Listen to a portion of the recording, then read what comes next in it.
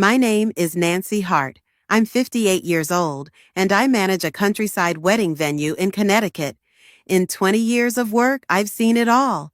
Bridezillas, grooms who ran at the last minute, and mothers tearing bouquets apart in tears. But I never thought I'd one day become part of a story like that myself.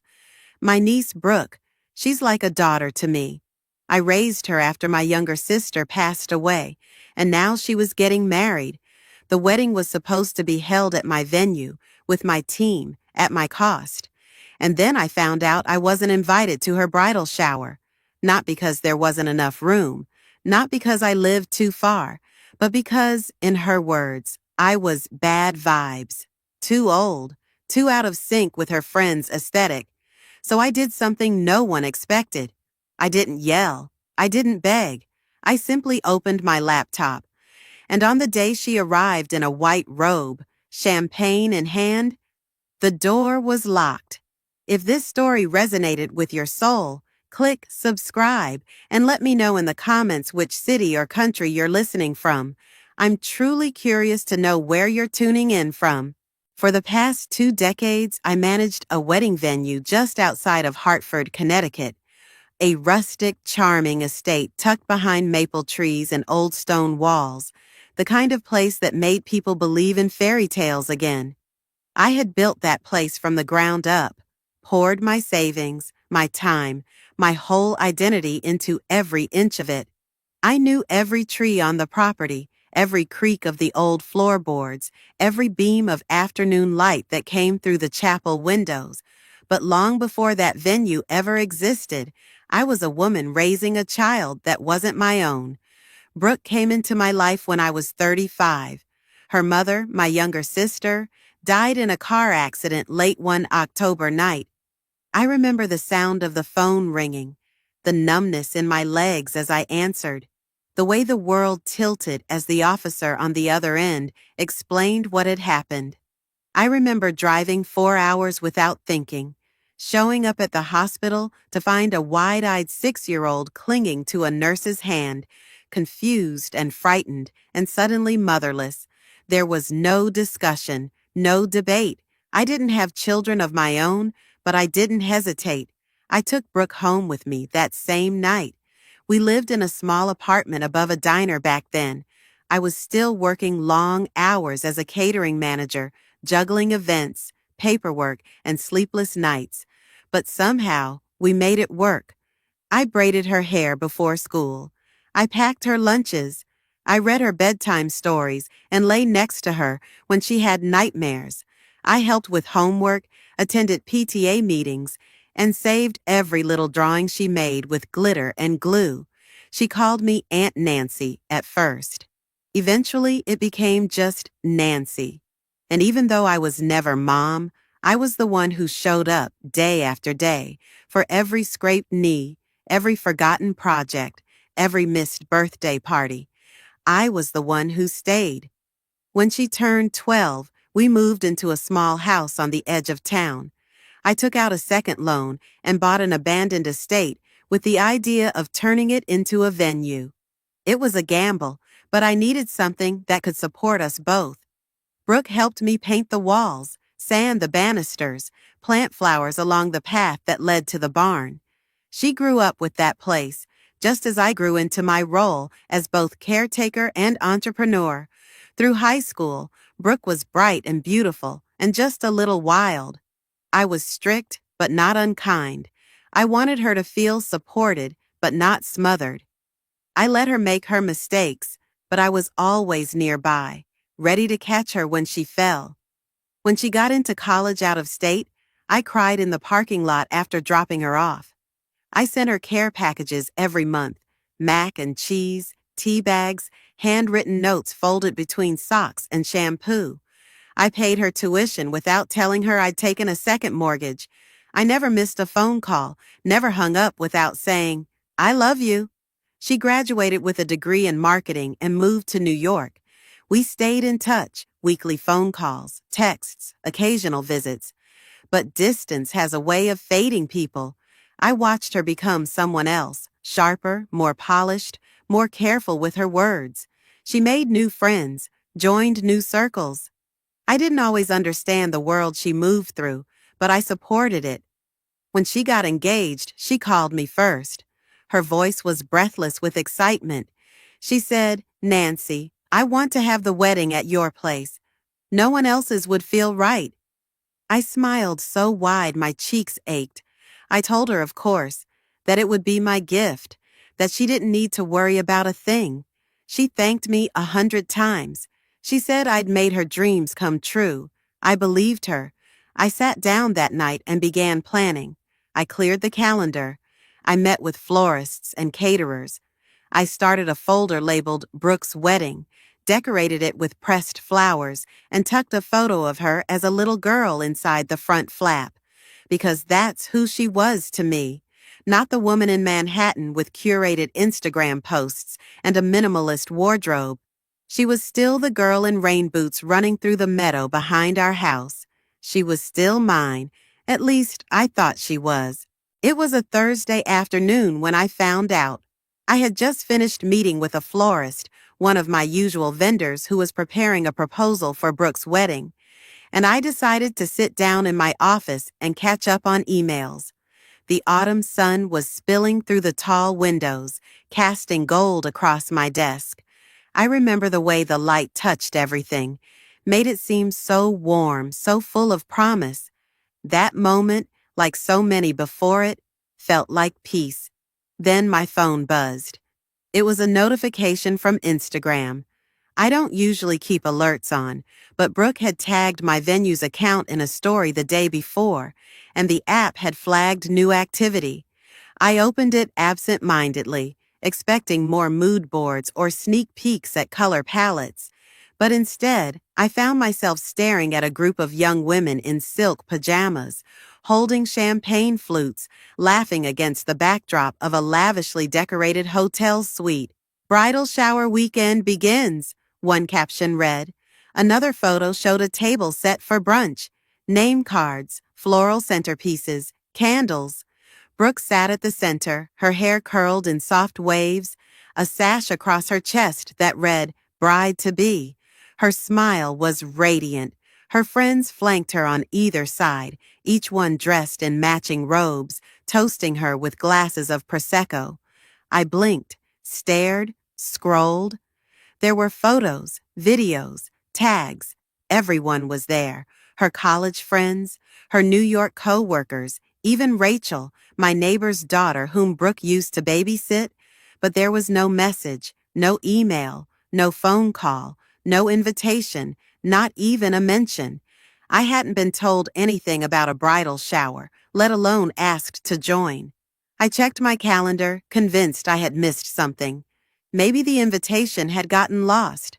Maybe she had texted and I hadn't seen it. I searched through my inbox, my messages, even my spam folder. Nothing. That sinking feeling in my stomach deepened. I sat still for a long time, phone in hand, watching the stream of curated joy play out in real time. The captions, the hashtags, jot to good vibes only, bride squad, no drama, just love.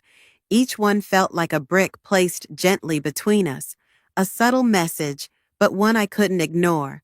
I finally opened our last text thread, scrolled back to her last message, a simple, "Thanks again for everything, Nancy. Can't wait for the big day." Nothing about the shower, nothing about the weekend, nothing about me. I wrote out a message, something light. "The pictures from your shower look beautiful. Everything turned out lovely." I stared at the screen.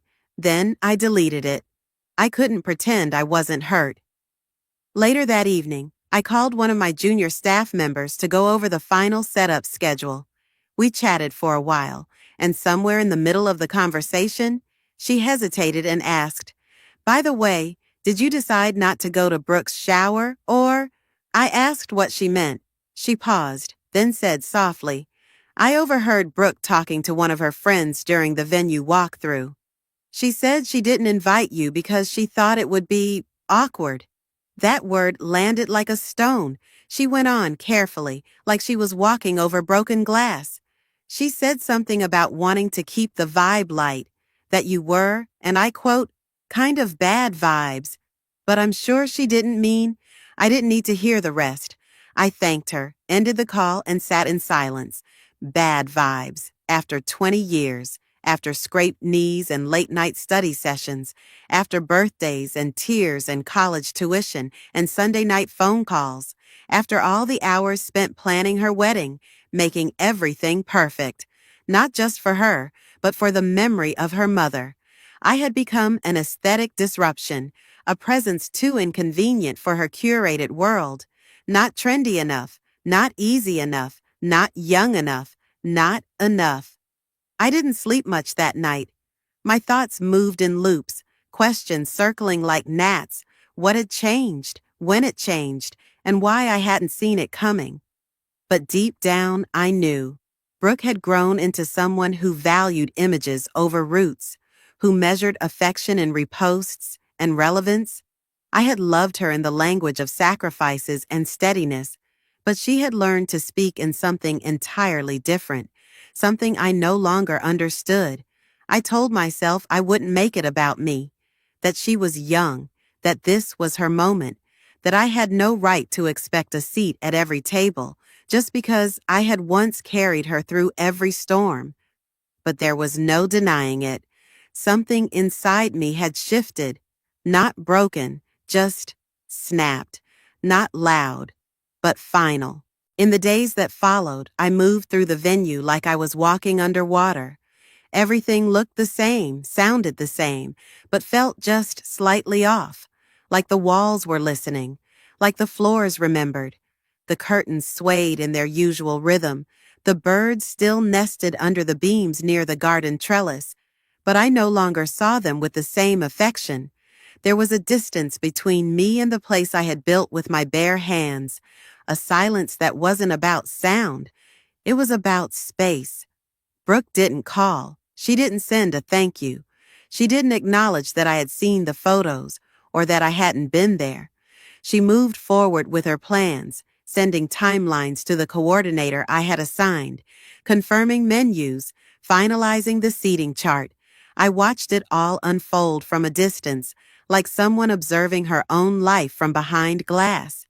The irony, of course, was that I was still doing everything for her, still checking invoices, still confirming vendors, still polishing the windows and setting out candles and making sure the outdoor heaters would work if the temperature dropped on her wedding night. I was handling it all with the same care I would for any other client, because that's what I had become, a client, not a family member, not a guardian. Not someone worthy of a chair at the table, let alone a presence at the prelude. She delegated most of the communication to her fiancé and planner after that. Her voice became an absence I noticed in every email. She no longer signed messages with a heart or a thank you. She no longer included me in anything outside of logistics. It was business now, formal, clinical. And I followed her lead. I never confronted her.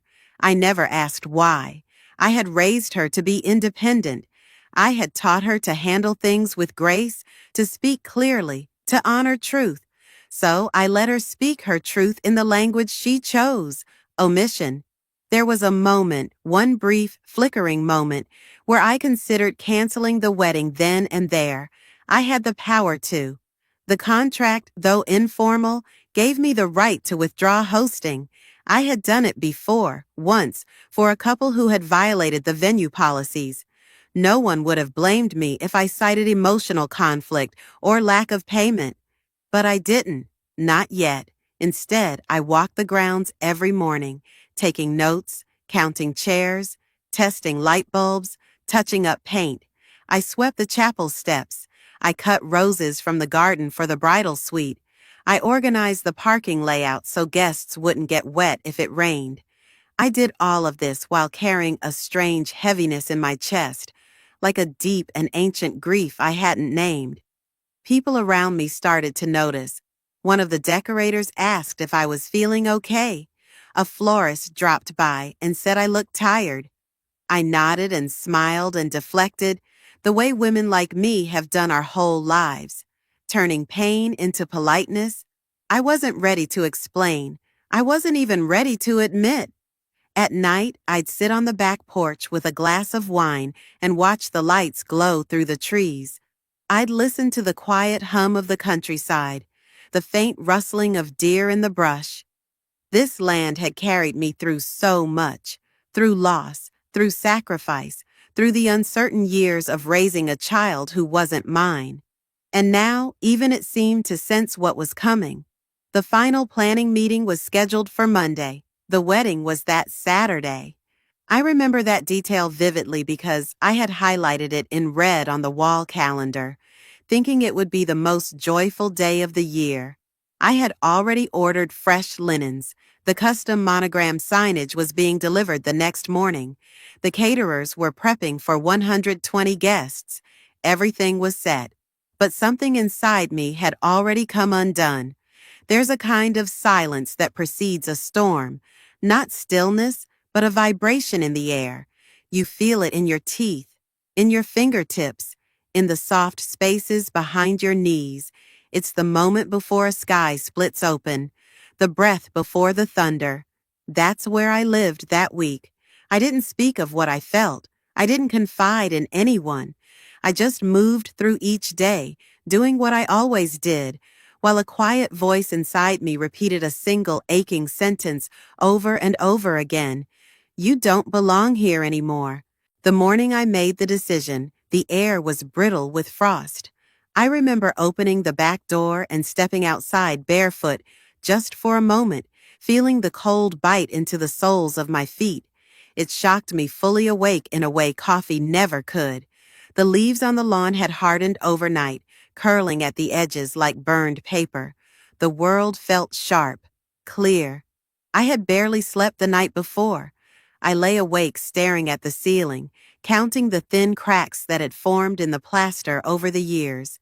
I tried to remember when they first appeared. Like most slow damage, it had happened quietly, without ceremony.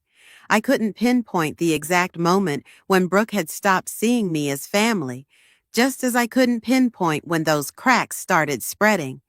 But by then, they were visible in everything. The meeting was scheduled for noon, a final walkthrough. It would be the last time the bride and groom stood on the property before the wedding day. I got to the venue early, as always. I unlocked the side gates, opened the main hall, walked through the reception space, making sure everything was still pristine. The flower arrangements had arrived for storage, and the delivery crew was stacking boxes of centerpieces in the back.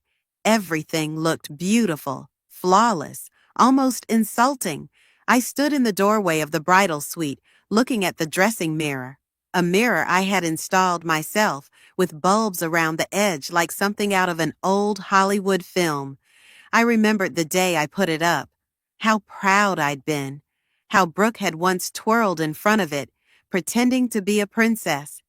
I saw her face there still for a second, superimposed over mine, smiling, young, unburdened. But that little girl was gone. In her place was a woman who saw me as a placeholder, a tool, someone to be appreciated only when convenient and discarded the moment I clashed with her carefully curated image. I wasn't part of the vision anymore. I was the background, the noise, the bad vibes. That phrase kept looping through my head, sharp and absurd. Bad vibes, like I was an old sweater she didn't want to wear around her shiny new friends. Something embarrassing, unaesthetic. I had fed her, clothed her, paid for her braces, sat in emergency rooms with her in the middle of the night, and I was now a vibe that didn't fit the mood board. I went to my office, closed the door, and sat down in front of my laptop. The screen lit up instantly. The scheduling software I used for the venue was already open, a color-coded grid of bookings and payments. I clicked on Brooke's name. There it was, her wedding, listed, confirmed, and unpaid. I blinked. No deposit, no balance, nothing had been processed. A part of me had known this already. I'd seen the line item before, but I hadn't looked closely. I hadn't wanted to. Because the moment I did, I would no longer have to imagine taking a step back. I could legally, cleanly, entirely remove myself. I hovered the cursor over the cancellation button. My fingers shook slightly, not from doubt, but from the weight of the moment. It wasn't about money. It never had been. It was about value, respect, acknowledgement. No one had said thank you. No one had asked if I was okay. No one had noticed that I'd been silent since the shower. I had become invisible in a space I had built with my own hands. I read through the policy I had written myself. In the absence of a signed agreement or completed payment, the venue reserves the right to cancel the event with 72 hours notice, no justification required. There were 4 days left, plenty of time. I clicked cancel. The system prompted me for a reason. I typed one word, void. I confirmed it. The reservation disappeared from the screen like it had never existed. I sat still afterward. I didn't cry. I didn't second guess it. I just breathed. For the first time in weeks, I could hear the breath moving in and out of my body without pressure behind it. Then I walked outside. I called the rental company and told them to delay the delivery. I informed the catering team there had been a change of schedule. I spoke with the venue staff, told them we were going dark for the weekend, and gave them the days off. When the phone rang, Brooke's number lighting up on the screen, I didn't answer. I let it buzz until the sound felt like nothing. By that evening, I had placed a simple sign on the locked gate. Venue closed. No entry, private property. I turned off the exterior lights, locked every door, and went home. Not out of spite, not for revenge, but because I finally understood something I had refused to admit for far too long. I had given more than I could afford, and it was time to stop giving to people who didn't notice they were holding a gift. The morning of the wedding arrived without ceremony. No alarms, no staff arrivals, no trucks pulling up to the gravel driveway. Just the steady hum of wind in the trees and the occasional sound of birds stretching into the gray sky. I woke early and made myself coffee, holding the mug in both hands as I stood by the kitchen window, watching the early light break across the field behind the house. The calm was surreal. I felt nothing and everything all at once. The venue sat quiet and still, just a few miles away, locked, undisturbed, waiting. I didn't go there right away. I let the hours pass. I cleaned my living room. I washed the remaining dishes from the night before. I sat on the edge of my bed and folded a stack of laundry slowly, as if stretching the minutes to avoid what I knew would come. My phone had been buzzing since sunrise. Calls, texts, voicemails. I didn't open a single one. By noon, the calls stopped coming, and the knocking started. I had instructed the staff not to come in that day, and they respected my request. The gates remained shut. The signage posted clearly. I had double-checked every lock, every light, every code.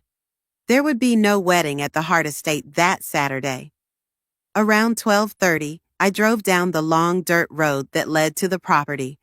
I parked my car just inside the secondary lot, hidden behind the hedges where guests usually didn't go. From there, I could see the main gate, the front courtyard, and the long gravel turn where the shuttles usually dropped guests. I sat in the car with the engine off, watching. At exactly 1 o'clock, the first car arrived. It was Brooke's. She stepped out slowly, her white satin robe already wrinkled in the back, holding a glass of champagne and her phone. Behind her came a flurry of movement. Her bridesmaids, her makeup artist, her stylist. They laughed, posed for pictures, and moved toward the gate as if they were walking into a movie set. I could hear the faint sound of music playing from one of the portable speakers someone had brought along.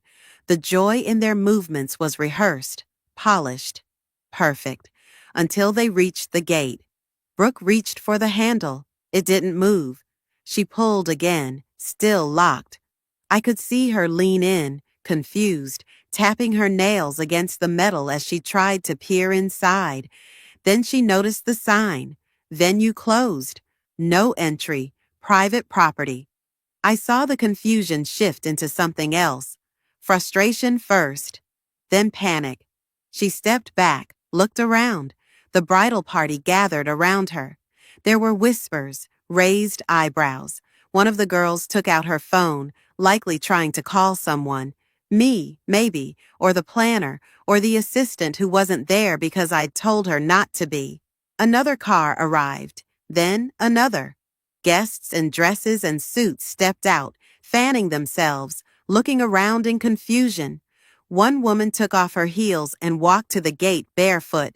She read the sign and turned back toward her car. Brooke's fiancé arrived next. He got out of the passenger side and went straight to her, his expression tight with nerves. She gestured wildly with her arms, pointing at the gate, then her phone, then toward the main house beyond. He tried to push the gate, rattling it once. It didn't budge. His voice was loud enough for me to hear faintly through the hedges, though not his exact words. They stood there for a long time. Minutes passed. A few of the guests began calling out to others. Some took out their phones. I saw one person film a video, probably for social media, already spinning their version of the chaos.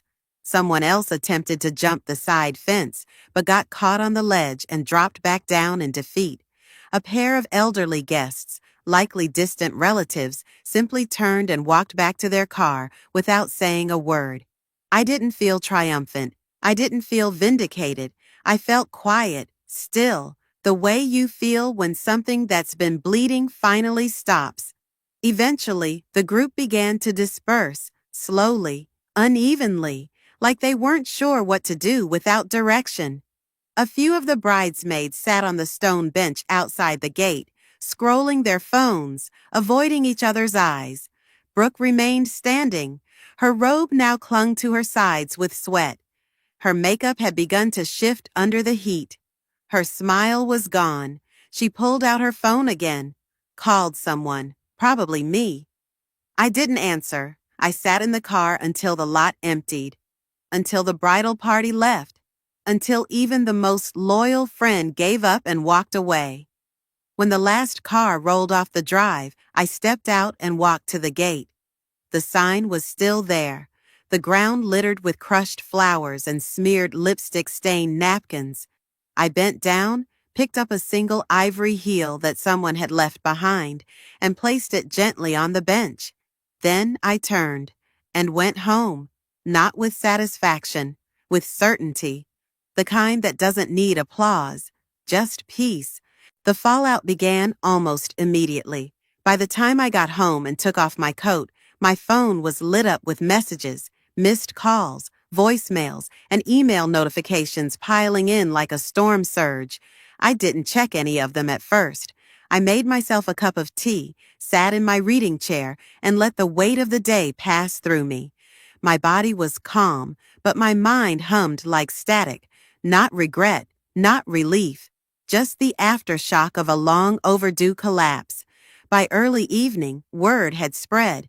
The first email came from a mutual acquaintance who had attended the wedding, or rather what was supposed to be the wedding.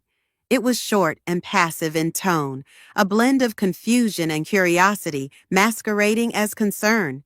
She wrote that people were wondering what happened, that some were very upset, and that perhaps I should issue a statement to explain myself. I deleted it without replying. Then came the texts. Most were from Brooke.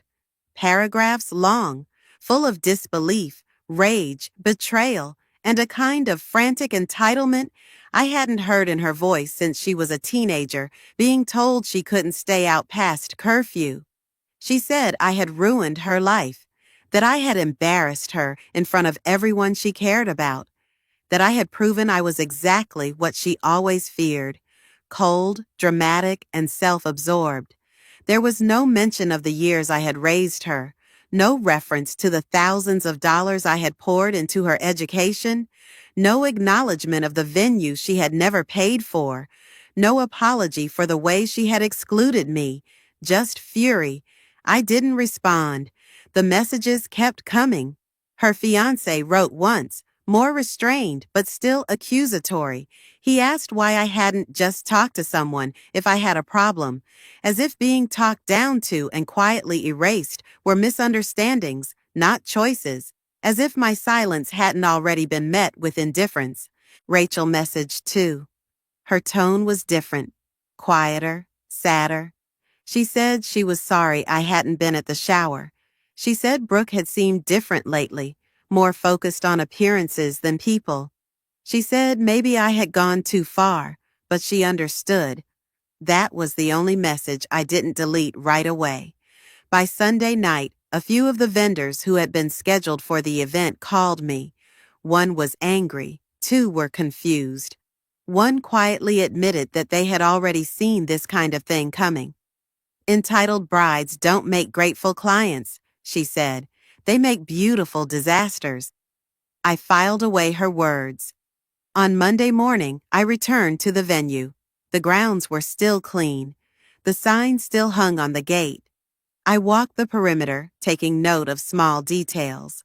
Flowers that needed pruning, a cracked planter near the fountain, a loose hinge on one of the back gates.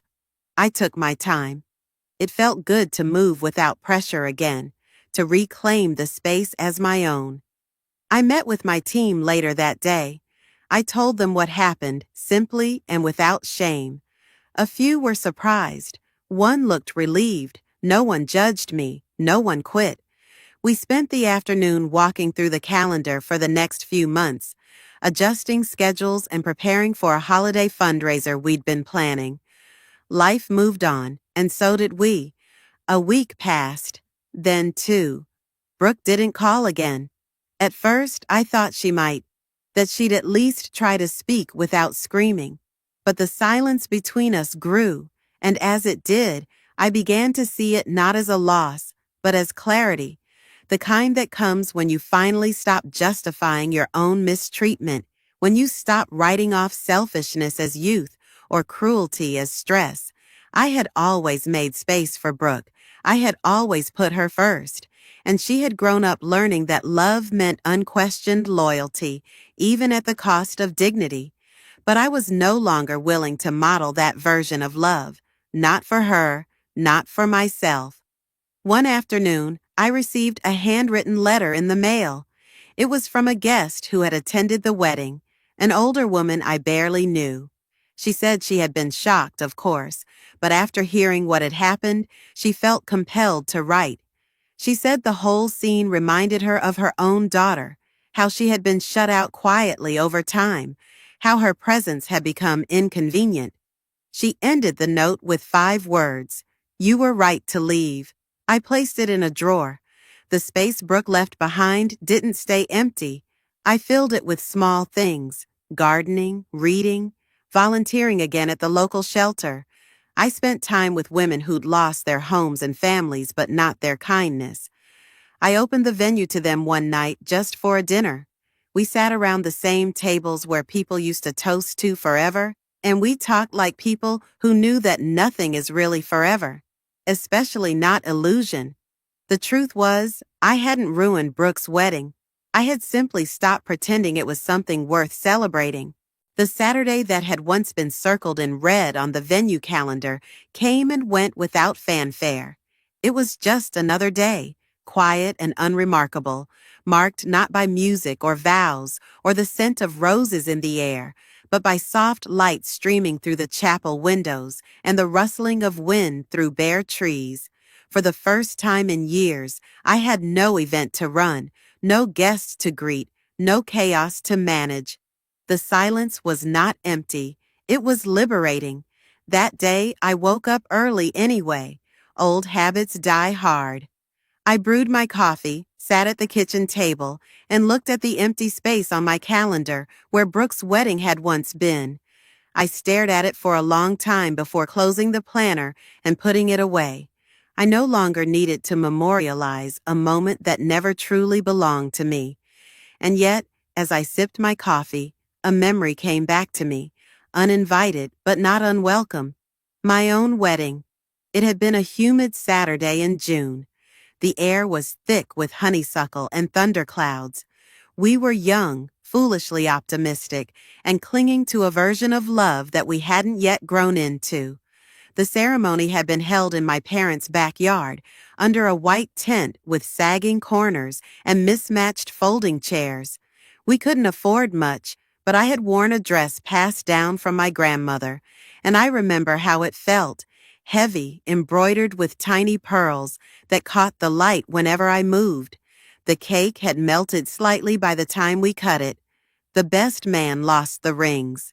My mother cried through the entire toast, and yet it was beautiful in its imperfections. That day, I believed I had stepped into something eternal. But eternity has many forms. My marriage ended 10 years later, not in scandal, but in erosion. The kind of slow wearing away that happens when two people become different and forget how to speak the same language. He left first, but I had already begun to leave in other ways, through silence, through the narrowing of dreams, through the aching effort of holding things together when nothing felt whole. We signed the papers in spring. It rained that day.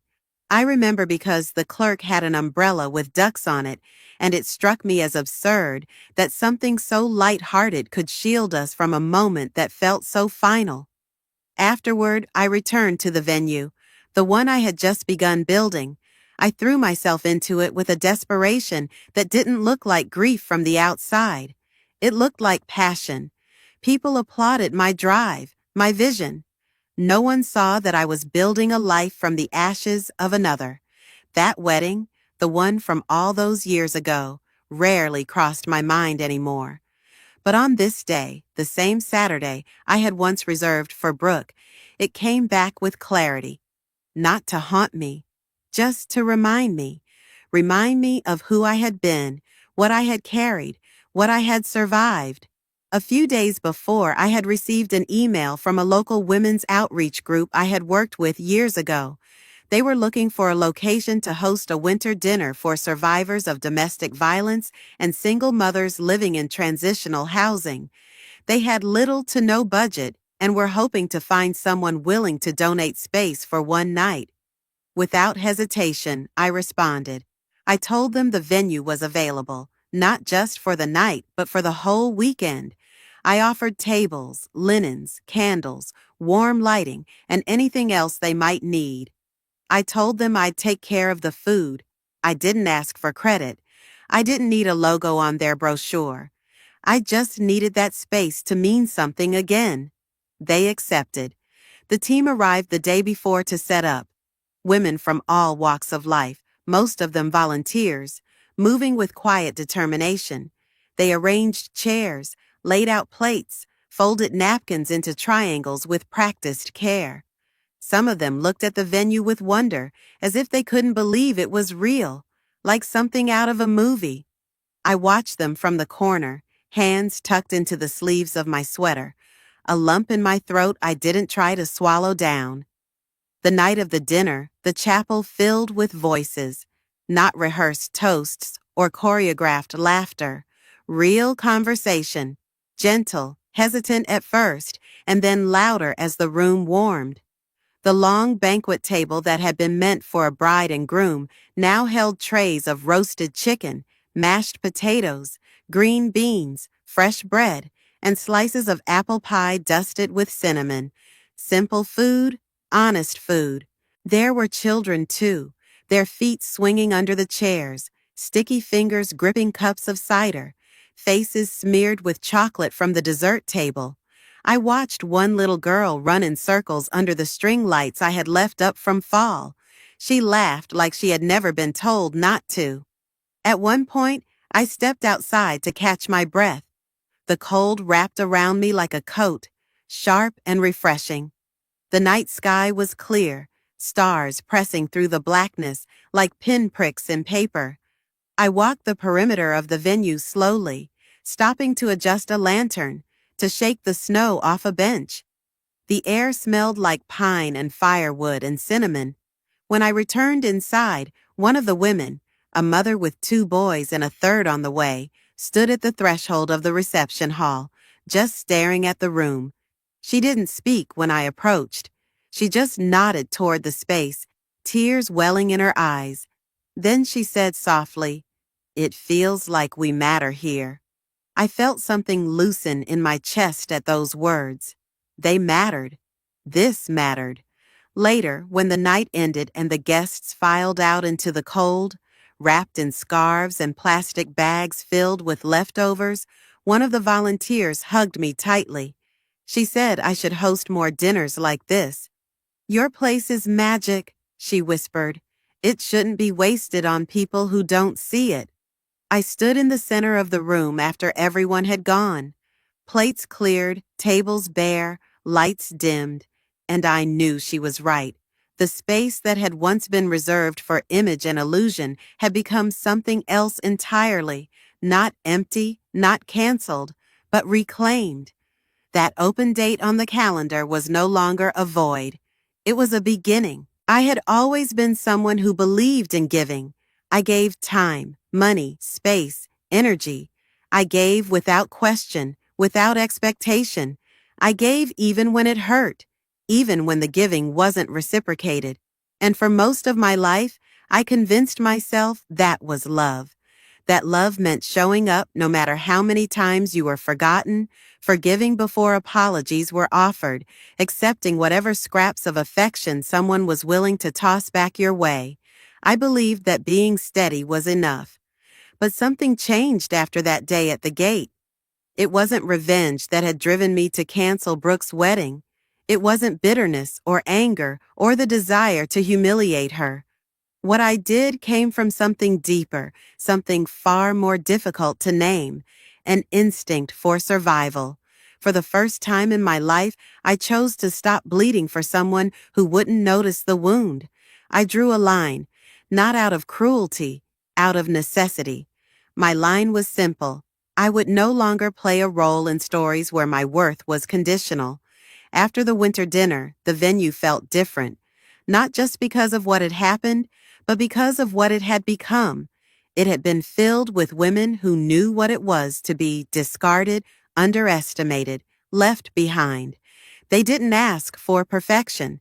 They didn't pose for photos or demand extra floral arrangements. They just needed to be somewhere that didn't make them feel like a burden. That's what I needed too. One morning, I was trimming back the lavender near the chapel when I caught the scent in the breeze. Warm, floral, familiar. And just like that, I was back in my sister's bedroom at 13, sitting cross-legged on the floor while she showed me how to press dried flowers between the pages of our mother's cookbooks. We laughed at how wrinkled the pages became, and she insisted it made the recipes taste more like spring.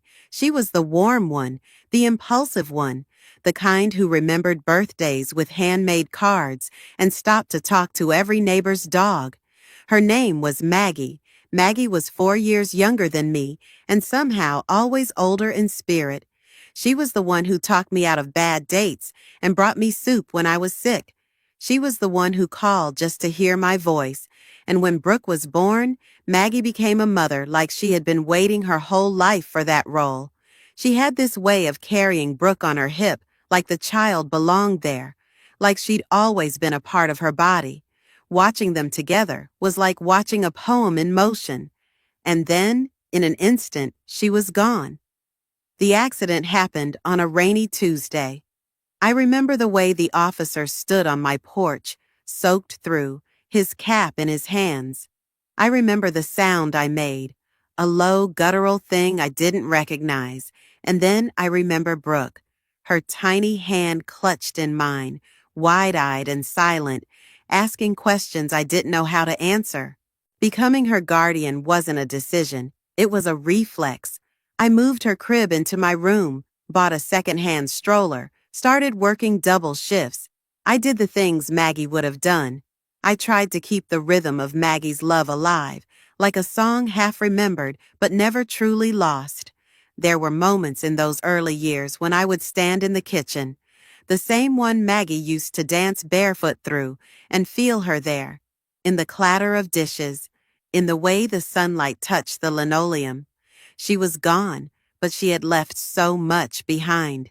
I raised Brooke with her memory stitched into every bedtime story, every packed lunch, every scraped knee cleaned and kissed and bandaged. I carried Maggie forward in the choices I made, especially the quiet ones no one ever saw. So when Brooke called me bad vibes, what she didn't know, what she couldn't have known, was that she wasn't just dismissing me. She was dismissing the last trace of her mother I had tried to preserve. That realization didn't fill me with rage. It didn't even fill me with sadness. It just landed heavy and still, like a stone at the bottom of a well. I returned to the routines that grounded me. I woke early. I kept the grounds. I ran events with care and patience. But I stopped tolerating disrespect. I started saying no. I turned down clients who spoke down to my staff. I raised my prices. I canceled a contract with a vendor who had always treated me like a backup plan. I didn't explain myself. The more boundaries I drew, the freer I felt. The silence between Brooke and me stretched. Weeks turned into months. A mutual acquaintance told me she had rescheduled her wedding at a different venue. Smaller, less extravagant. According to gossip, the day had gone forward with a tighter guest list and a little more humility.